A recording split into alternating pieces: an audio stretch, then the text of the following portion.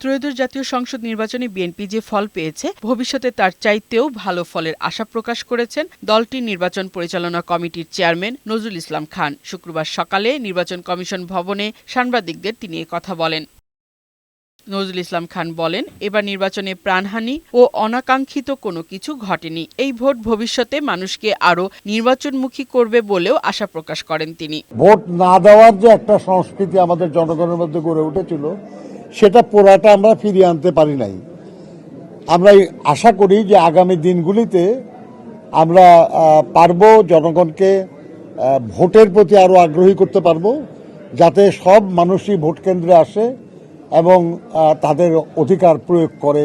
এদিকে বাদ জুম্মা শাহজাহানপুরে বাবা মায়ের কবর জিয়ারত করেন দলের স্থায়ী কমিটির সদস্য মির্জা আব্বাস। এলাকার মানুষ তার প্রতি আস্থা রাখায় কৃতজ্ঞতা জানিয়ে তিনি বলেন, এলাকার সমস্যা সমাধানে কাজ করা হবে। দেশবাসী আনন্দের সঙ্গে ভোট দিয়েছে, বিএনপিকে জয়যুক্ত করেছে এবং আমি আশা করছি যে জনগণ এই রায়ের প্রতিফলন পাবেন ইনশাআল্লাহ।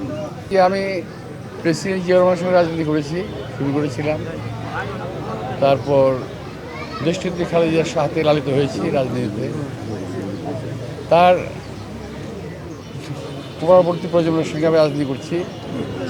আজকে আমাদের চেয়ারম্যান পার্টির চেয়ারম্যান তারেক রহমান সাহেব প্রধানমন্ত্রী যাচ্ছেন ইনশাআল্লাহ, তার সঙ্গে রাজনীতি করতে পারছি, এটা একটা আমার জন্য বিশাল বড় পাওনা। এদিকে ঠাকুরগাঁয়ে নিজ বাসভবনে সাংবাদিকদের সাথে মত বিনিময় করেন দলের মহাসচিব মির্জা ফখরুল ইসলাম আলমগীর। ক্ষমতা গ্রহণের পর জুলাই সনদ বাস্তবায়ন করা হবে বলে জানান বিএনপি মহাসচিব। অভিযোগ করেন জামায়াতের উত্থানের পেছনে আওয়ামী লীগ দায়ী। আজকে যেটুকু উত্থান হয়েছে জামাত ইসলামের, that is because of Awami League. ফ্যাসিস্টদের বিরুদ্ধে যারা রাস্তায় যুগপৎ আন্দোলন করছেন তাদেরকে সঙ্গে নিয়ে আমরা নির্বাচন করেছি এবং তাদেরকে সঙ্গে নিয়ে ইনশাআল্লাহ আমরা সরকার গঠন করব। আবারও জনকল্যাণমুখী রাজনীতির মাধ্যমে বিএনপি সকল অপচেষ্টা রুখে দিতে পারবে বলেও জানান মির্জা ফখরুল ইসলাম আলমগীর। ফারহানা শিমু, বৈশাখী সংবাদ।